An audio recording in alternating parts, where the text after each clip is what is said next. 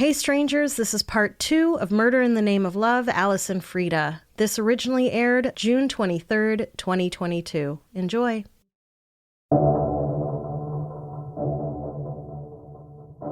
What could drive a person to murder? Is there anything more crazy than killing for love? And if you kill someone in a crime of passion, can you really call that love? Or is it something else? Something closer to obsession or even desperation? Or am I just doing what everyone else did to Alice Mitchell by dismissing her own declaration that she loved Freda Ward and that it was for love that she killed her? Welcome to Strange and Unexplained with me, Daisy Egan. I'm a writer and an actor who thinks we should believe women, even when they've done something terrible and are trying to tell us why they did it. I mean, we certainly shouldn't gaslight them into thinking they don't understand their own motivations, but that is exactly what everyone did to Alice Mitchell after she killed her former lover, Freda Ward.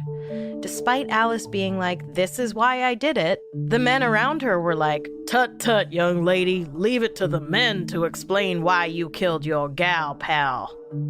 Quick note, this is part 2 of a two-parter, so make sure you've listened to part 1 or you're going to be lost, and not the good kind of lost with Matthew Fox and Evangeline Lilly.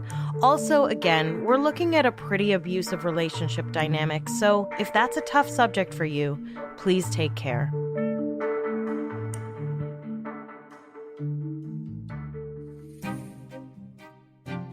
In the last episode, I told you all about Freda Ward and Alice Mitchell's late 19th century toxic love affair. We ended with Alice making good on her promise to kill Freda if Freda ever left her. On January 22nd, 1892, Alice enlisted her friend Lily Johnson to drive her horse and carriage down to the boat dock in Memphis, Tennessee, where she knew her former lover, Freda Ward, would soon be boarding a boat to go home to Gold Dust, Tennessee. When Alice spotted Freda on the street, she cried out, "I'll fix her!" Jumped from the carriage, brandishing her father's straight-edge razor she'd been storing in her pocket for days in case of an encounter with Freda, and, according to author Lisa Lindquist, quote, caught up with Freda, grabbed her by her arm, and slashed a straight-edge razor stolen from her father and concealed in her hand across Freda's face. When Freda's sister Jo tried to intervene, Alice stabbed her too, only wounding her slightly, and then chased after Freda, who had stumbled off to nearby railroad tracks and fell. Alice caught up with her and cut her again across the face. Finally, Alice grabbed Freda by the hair, pulled her head back to expose her neck, and sliced her throat from ear to ear. Some sources reported that Freda staggered several feet, while others, claiming that her head had been nearly severed, reported that she lay on the ground at Alice's feet, writhing in agony. According to Freda's sister Jo, while Alice was attacking Freda, she cried out, "I don't care if I hang for this." Alice ran back to the buggy, where her friend Lillian sat in what I can only imagine was frozen terror. Alice hopped up onto the buggy and sped off, explaining to Lily that she'd slashed Freda with the straight razor, but wasn't sure if she'd killed her. And if Lisa Lindquist's description was correct, I'd say pulling someone's head back and slicing their throat open is a pretty sure bet. Alice apparently was then like, "Do I have blood on my face?" And Lily was probably like, yeah, girl, you're a mess, literally and figuratively. And at first, Alice asked Lily to wipe it off, but then thought better of it and said, "No, let it remain. It's Fred's blood, and I love her so." Yikes, dude. When police caught up with Alice at her home, according to a piece in the New York Times, Alice told them the reason she'd killed Freda was because she loved her and they'd made a pact to kill each other if they were ever separated. Alice was arrested on the spot. Her friend Lily was also arrested as an accomplice. A month later, when it came time for Lily Johnson's grand jury trial to determine if she could be tried as an accomplice, public interest in the sensational case was at a fever pitch, with local and international headlines about the case like, quote, "Love runs mad and deadly, unnatural passions steeled the arm of Alice Mitchell," and, quote, "Miss Alice Mitchell's lunacy counsel have confidence that erotomania can be established, the perverted affection of one girl for another, and, quote, passionate love letters such as a man might write. More than an unprecedented 1,000 people showed up at court to witness the proceedings. So many people showed up to watch the grand jury trial, including women, which was usually seriously verboten in a courtroom because, they might get their periods all over the place. In fact, the presiding judge delayed the trial in order to expand the courtroom to make more room for everyone.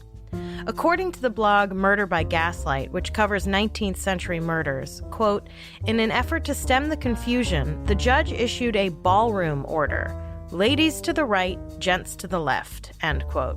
That way, I guess, there would be no hanky-panky in the stands?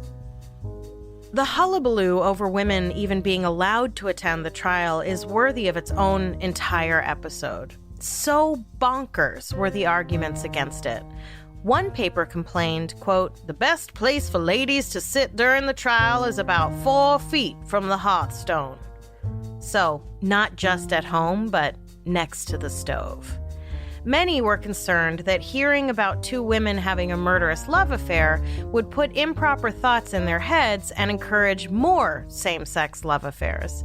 Regardless of whether they ended in murder wasn't the important part. Spoiler alert, it was the gay stuff that worried people. Oh, 19th century. You were not as different from today as I originally thought.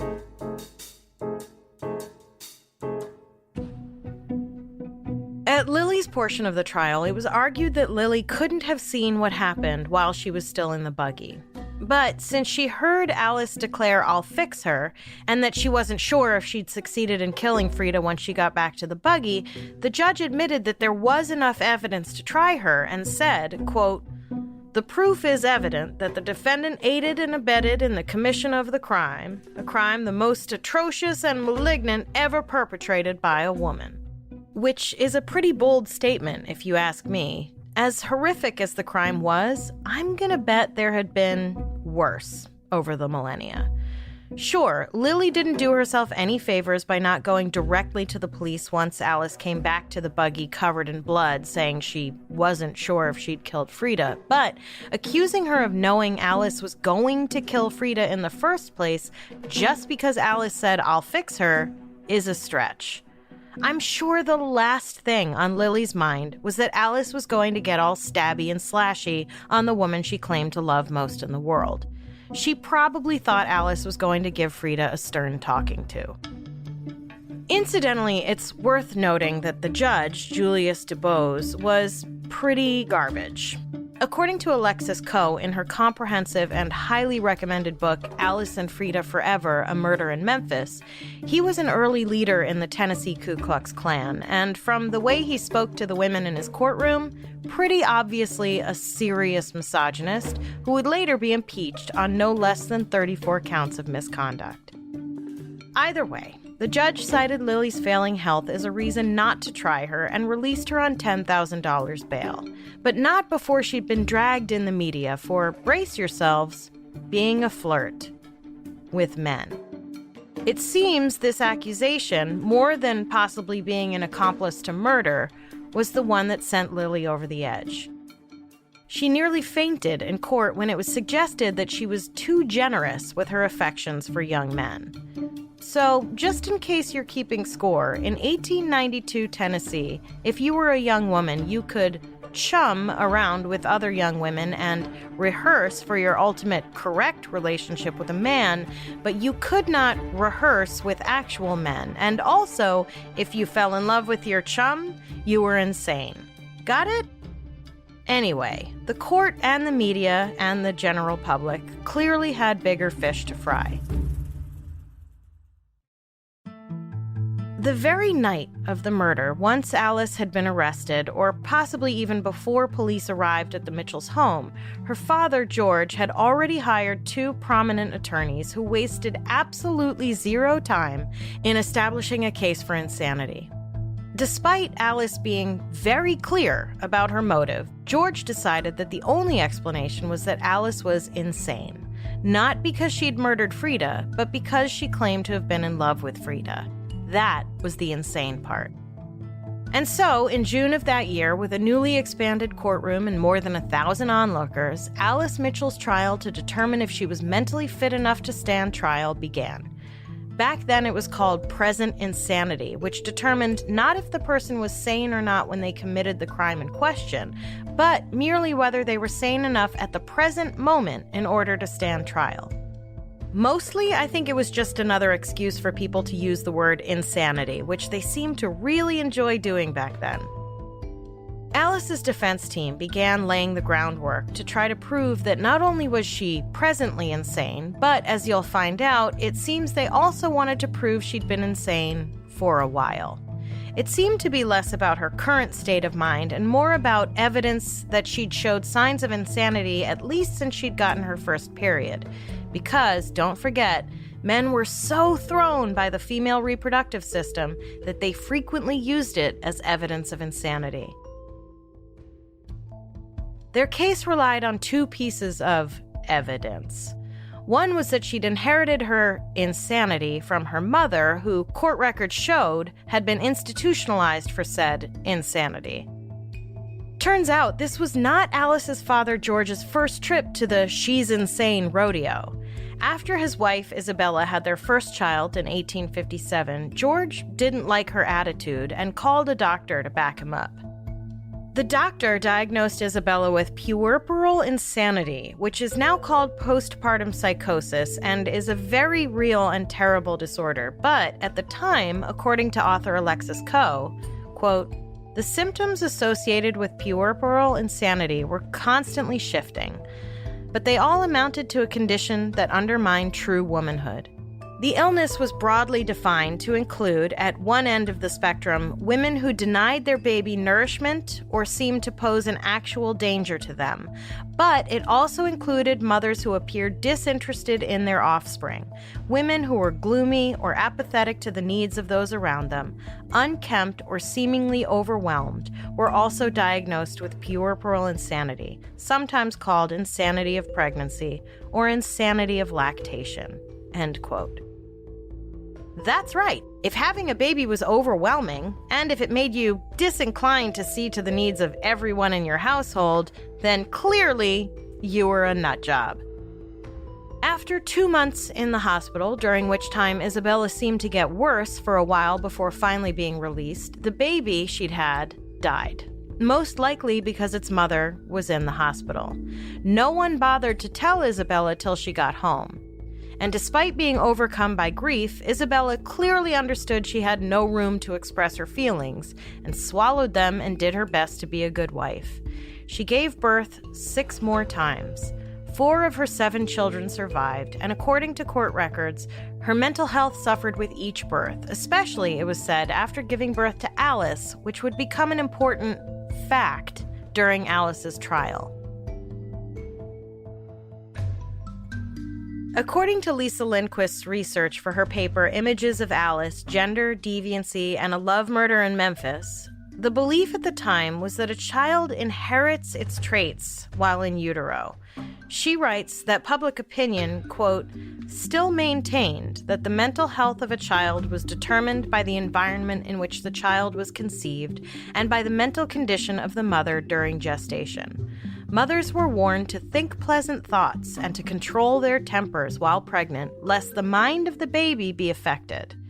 In Alice Mitchell's case, her mother had experienced a period of clinically diagnosed mental disorder while she was pregnant, and Alice's diseased mind, manifesting itself in her desire to marry Freda, was the result. End quote. Incidentally, though Alice's mother tried desperately to keep a low profile during this entire debacle, her mental health history and records were splashed all over the papers for everyone, including her community, to read. The other major piece of evidence that Alice was crazy was the very fact that she loved Freda, and also that she was a tomboy.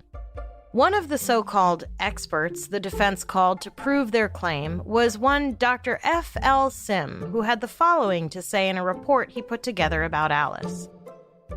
Alice was a nervous, excitable child, and somewhat undersized. As she grew, she did not manifest interest in those childish amusements and toys that girls are fond of. She delighted in marbles and tops, in baseball and football, and was a member of a children's baseball team. She spent much time with her brother Frank, who was next youngest, playing marbles and spinning tops. She preferred him and his sports to her sisters. She disliked sewing and needlework.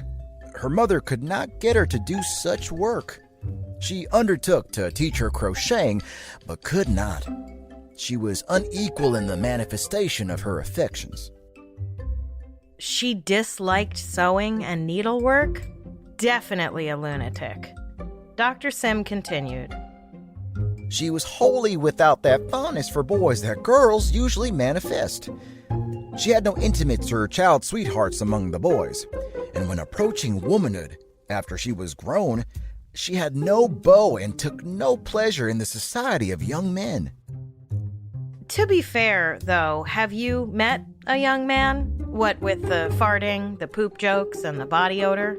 Actually, that pretty accurately describes me. Moving on, the doctor's report continued. She was sometimes rude and always indifferent to young men. She was regarded as mentally wrong by young men toward whom she had thus acted. She was regarded as mentally wrong because she was rude and indifferent to young men. As for her relationship with Freda, or Fred as she was sometimes called, they were very different in disposition. Fred was girl-like and took no pleasure in the boyish sports that Alice delighted in. Her instincts and amusements were feminine. She was tender and affectionate. Time strengthened the intimacy between them. They became lovers in the sense of that relation between persons of different sexes. Alexis Coe has a great section in her book about that last sentence. How concerned everyone was with how to say that Alice and Freda had had sex. No one could bring themselves to even think of such a thing, let alone say it out loud in a court of law. What would all those impressionable women in the courtroom think? A parade of, quote, expert witnesses were brought in by Alice's defense to paint a picture of a deranged woman with a diseased mind. One doctor testified, "She seemed, in her simplicity and weakness of mind, to have no conception to the preposterous character of the marriage she looked for, and spoke in detail of the preparations as to man's apparel for the occasion, the procurement of a license for the ceremony, of the clipping of her hair after the fashion of men, and the cultivation of a mustache if Freda wanted her to wear one. The frankness and sincerity of her manner on this topic was evidence either of a gross delusion or the conception of a person imbecile or of a child without knowledge of the usual results of matrimony or the connubial state, or of the purpose of the organs of generation in the sexes." In other words, marriage is just for having children, and any other reason to want to be married is evidence of gross delusion or having the mind of a child, okay? Another doctor was brought up to testify that the nosebleeds Alice sometimes suffered were, wait for it, vicarious menstruation. That's right, she was so crazy that she got her period out of her nose. Other so-called evidence of Alice's unfit mind was that her face was asymmetrical and she was left-handed. I mean, honestly.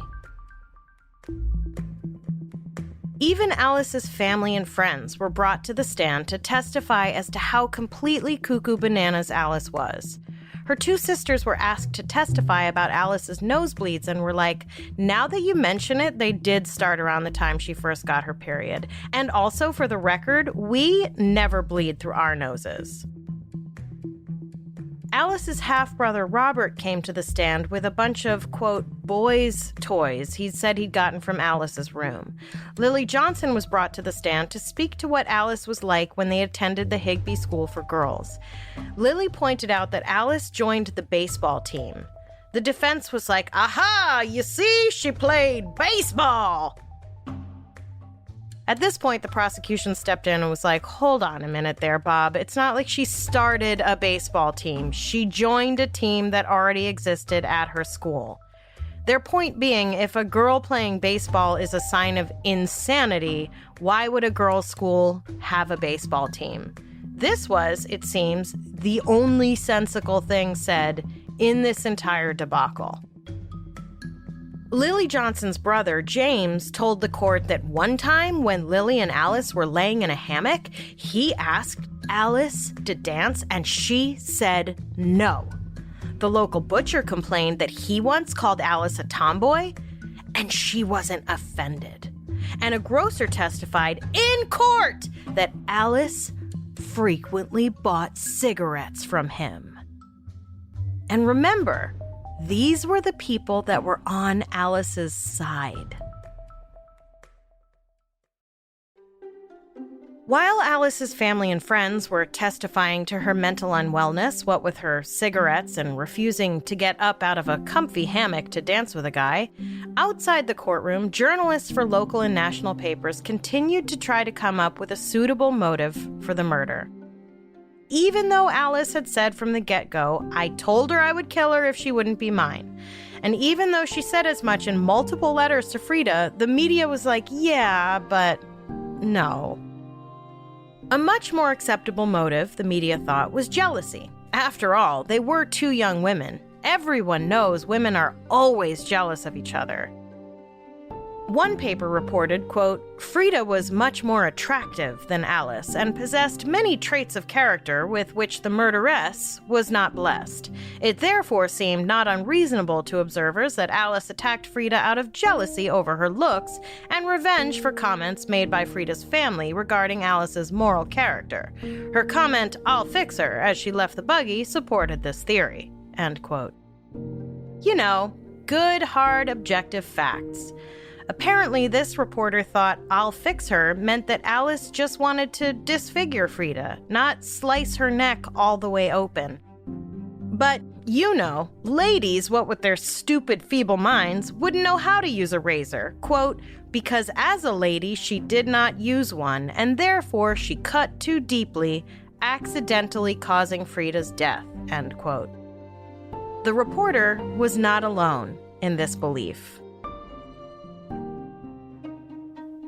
Others could not accept that there wasn't a man at the center of this drama. Alice's defense brought Freda's former suitor Ashley Roselle to the stand and were like, Alice wanted you for herself, didn't she? And Ashley was like, nope. And so his appearance was mocked in the media. Literally. The reporters in the courtroom were so annoyed that Ashley didn't corroborate this made-up narrative that Alice and Freda were fighting over him that they made fun of his mustache, haircut, and clothes in the papers the following day. Here's what I don't understand about all this. This case was just supposed to be about whether Alice was presently sane enough to stand trial. But it seems all the evidence brought against her was about her character in general and her motive for killing Freda. Aside from the fact that she got her period out of her nose, none of this seemed to be highlighting her state of mind at the time of the trial. Then again, most of this makes no sense to begin with. There was even a song made up about the whole thing, complete with the "it was all because of a man" storyline, with this gem of a lyric. She said she killed her because she loved her, but love was not the thing. For Alice and Freddie both loved the same man, and she taken her life for him. Way to rewrite history, the patriarchy. The press portrayed Alice's behavior at trial as nonchalant, but also claimed she recounted the details of her crime with relish. She was even criticized for fanning herself in the courtroom during the proceedings. Because, Lord knows, a woman who felt remorse for killing her lover wouldn't be so callous as to try to cool off. When Alice was finally called to testify on her own behalf, even though she cried on several occasions, the press called her callous and cold. The questions were not about the murder, but about her feelings for Freda. Because remember, it wasn't the murder that showed she was insane. It was the very fact that she loved another woman and thought they could get married. Her own lawyers were like, "You loved her, didn't you?" And Alice was like, "Yeah, bro, I've been saying that since the jump." And they were like, "You even thought you were gonna marry her." And she was like, "Did I stutter?" Her lawyers succeeded in portraying her as presently insane, at least according to the experts in the press. The Appeal Avalanche wrote that her intention to marry Freda was like that, quote, "of a child who would be capable of forming plans without taking into consideration the responsibilities of life," end quote. Which is particularly unfair when you consider how thoroughly Alice had thought out and planned their lives together. If anything, her plans, illegal though they may have been, were pretty considerate of the responsibilities of life. Just because something is illegal doesn't make it insane. After the lawyers were done with Alice, and before she could get back to her seat, the judge ordered her back to the stand to be questioned by the jurors, which is apparently a thing that used to happen. One juror had the gall to actually question Alice, asking her about her attempts at suicide and whether she regretted failing. She said she did. He asked her if she still thought she might try to kill herself again, and she replied, "No, sir, I don't know that I will, but I want to die." He then said that there was a rumor that she'd kept a handkerchief that had been soaked with Freda's blood and asked her if it would please her to look at it now, and she said yes, she thought it would. Honestly, this may have been the one thing that showed that she was not particularly of sound mind at the present moment. The jury came back with a verdict of present insanity in just 20 minutes of deliberation. It was more palatable for the general public to buy the story that Alice was insane than to wrap their minds around two women loving each other. It challenged everything most people believed about gender roles, and it was super important to the powers that be to send a message that deviating from acceptable gender norms was crazy. Any respectable middle-class woman should want to marry a man and have children, regardless, remember, of its effects on her mental health.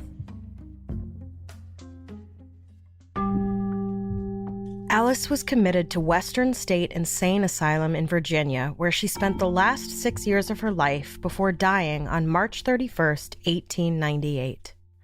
There's no cause of death listed on her official file. Most people believe that it was probably consumption, as criminal psychiatric institutions and, incidentally, prisons are known to be extremely dangerous places to be during an infectious disease outbreak. But some people think she may have killed herself. You might be wondering why I chose to talk about an abusive love affair and a person who clearly needed serious mental health intervention during Pride Month. Shouldn't we be celebrating LGBTQIA+ people this time of year? Yes, of course we should. But there's no celebrating without acknowledging the bullshit we've trudged through. Without that, Pride's just a party. And can I just say, I wish we could just have a party. In a just world, LGBTQIA+ people wouldn't be sequestered to June, nor Black people and women to February, nor any group to any designated month of attention. Queer people are just people. We go to school. We work in regular jobs. We fall in and out of love. Some of us have mental health issues. In fact, a lot of us suffer from mental health issues because of oppression. And part of recognizing that queer people are just people is allowing them to fail just like everyone else. Alice was just a person. Her queerness shouldn't have been a thing that made her stand out. And if she'd been treated with love, equality, empathy, and compassion, and been afforded help for her violent and disordered thinking, maybe she could have, like many queer people before and after her, fell in love and lived a good life, or at least a perfectly average life. One thing I will never understand is why it was so hard, and still is today for many people, to accept that two women might love each other. Why wouldn't women love each other? Women are awesome, resilient, resourceful people who contribute enormously, overwhelmingly even, to society. Also, if men really were scientifically believed to be brutish thugs with no control over their base desires, wouldn't it sort of stand to reason that at least some women would be like, no thanks, I'm cool?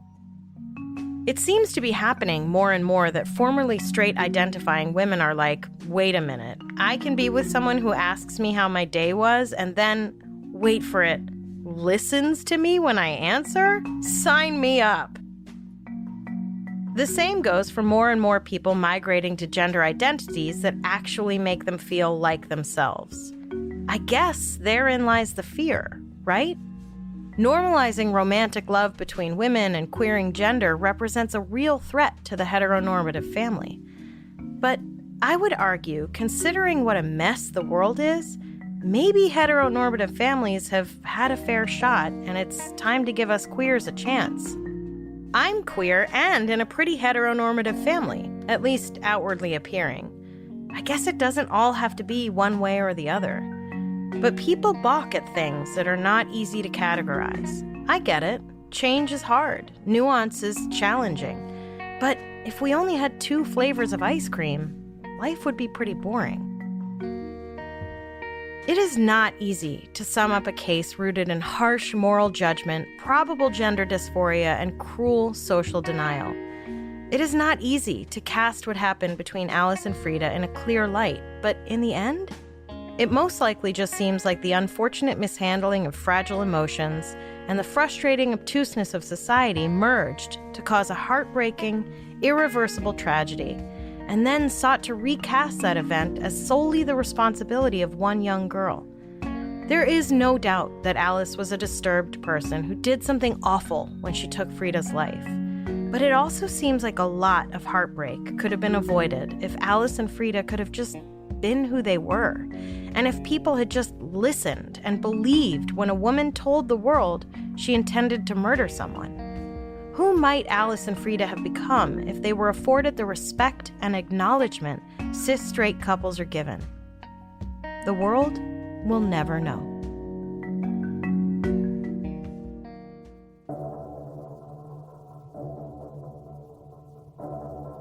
Next time on Strange and Unexplained, we'll be back with Season 5, a brand new season with brand new episodes. This episode was originally produced by Becca DiGregorio and Natalie Grillo, with research by Jess McKillop, editing by Eve Kerrigan, and sound engineering by Jennifer Swatek. Our voice actors for this episode were Ryan Garcia and Raymond J. Lee.